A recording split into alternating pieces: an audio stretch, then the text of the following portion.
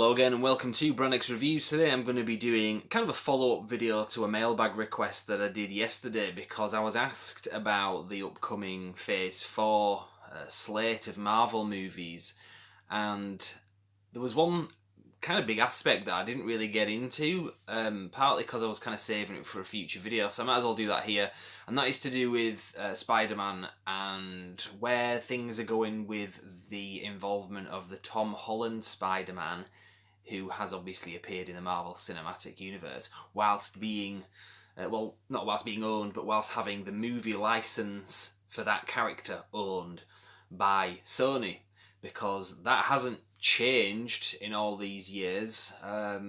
Quick recap if you're not aware, but obviously Marvel Studios obviously come from Marvel Comics, and Marvel Comics created these characters, but many years ago Marvel Comics were on the brink of bankruptcy. Difficult phrase to say.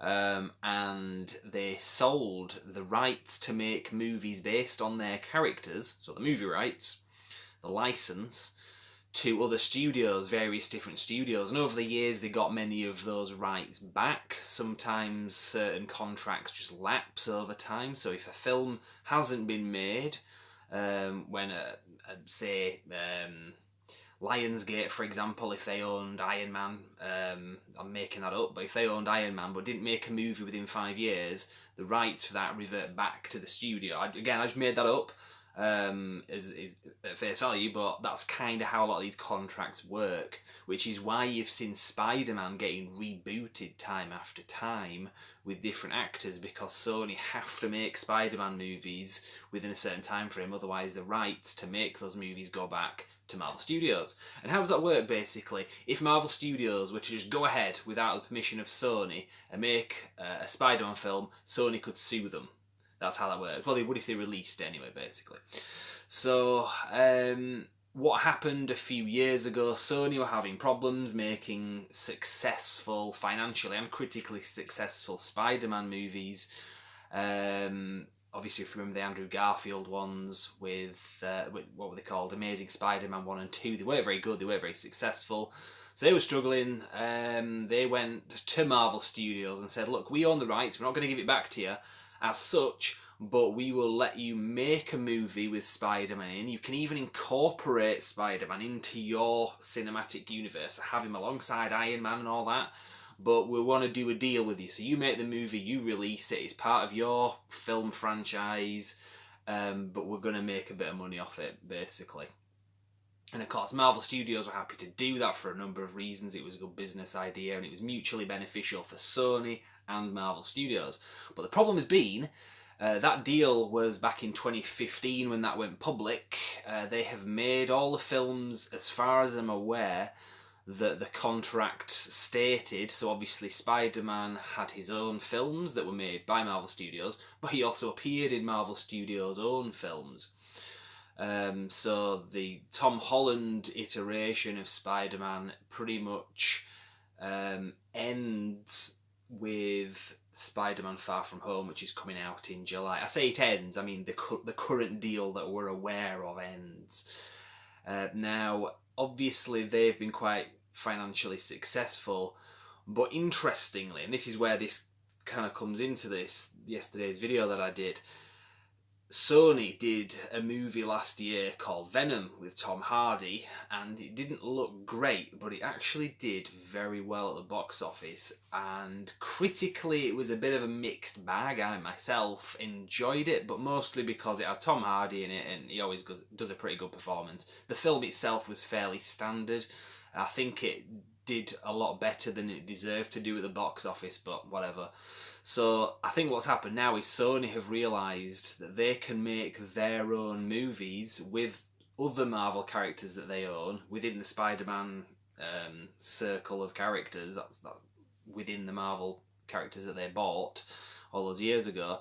They can make their own film with no input from Marvel Studios, no collaboration, and they can be financially successful at last, because they haven't been able to do that on their own for many years.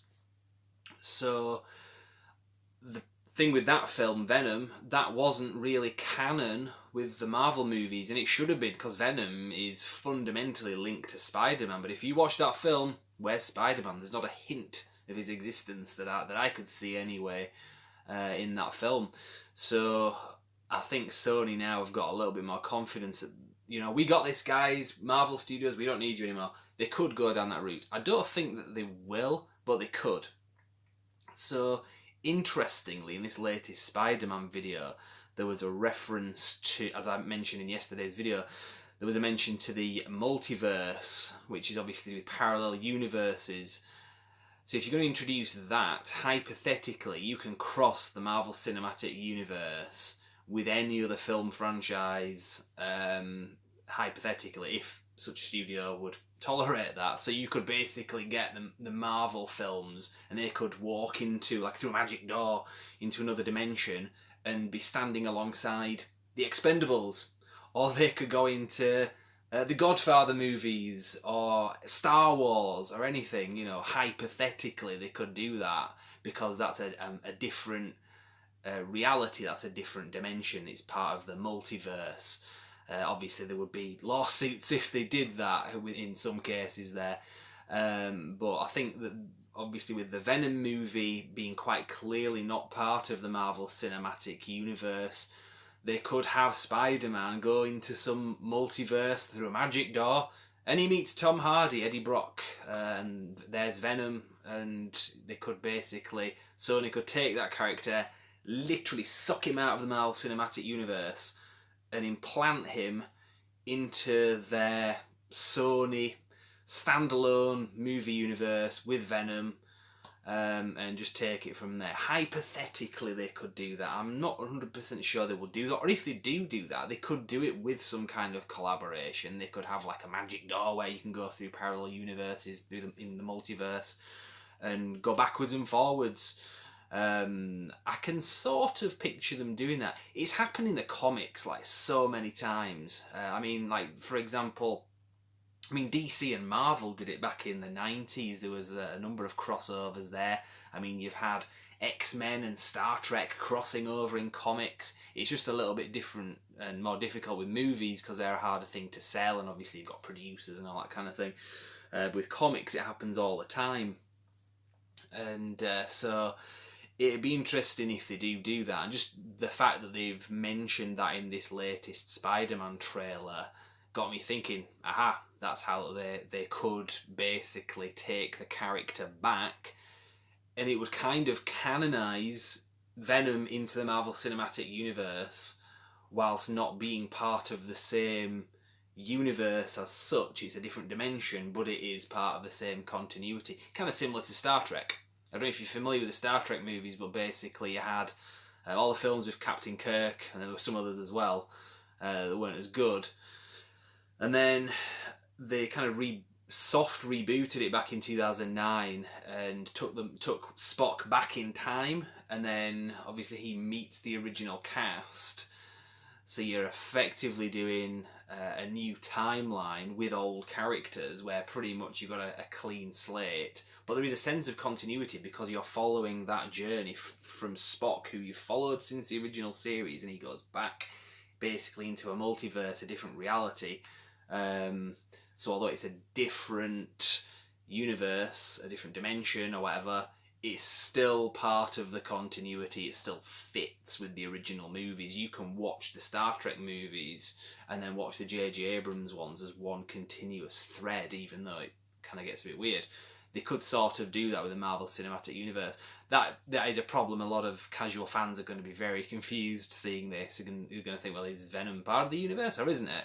If they go down that route anyway. So that's just a theory. I'm not sure if they're really going to do that, but it'll be interesting to see if it goes that way. And that's something that I didn't mention yesterday. I mean, I was talking about the multiverse and how they could integrate the X-Men into this, because obviously there's been the Fox-Disney merger, and that opens up a whole new realm of possibilities with regards to the characters that were previously owned by 20th Century Fox, now under the umbrella of Disney, which obviously also own Marvel.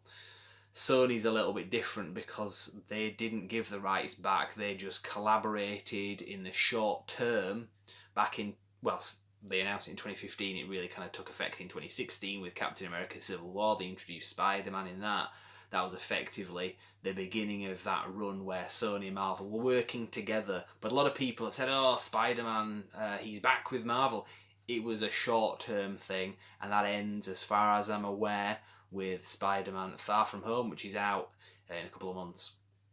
So they might just renew, who knows? They might just renew, they might just have Marvel Studios continuing to make movies for Sony and co-released by Sony, and they just basically divvy up their profits. I don't know quite how that works. Either that, or they might just say, farewell, Marvel Studios won't be making any more films with Tom Holland's Spider-Man. Sony will now take that character forward, and they've moved him through some magic door into via the multiverse into the Venom film universe, which is pretty much where Spider-Man belongs. To be fair, Venom belongs alongside Spider-Man. So, and I didn't mind that film, so I can live with that. We'll see how it works. Like I say, I keep saying this is a theory. I'm not saying this is what they're definitely going to do or probably going to do. It's just a possibility. So we'll see how that plays out. I'll leave it there. Like I said, I just wanted to do this as a follow-up to yesterday's video, so I felt like I missed something there when I didn't mention this in hindsight. So there you go. If you any more queries, questions, if you want to send them into Brand X Reviews, either myself or my co-reviewer, the core, or both of us can talk about this.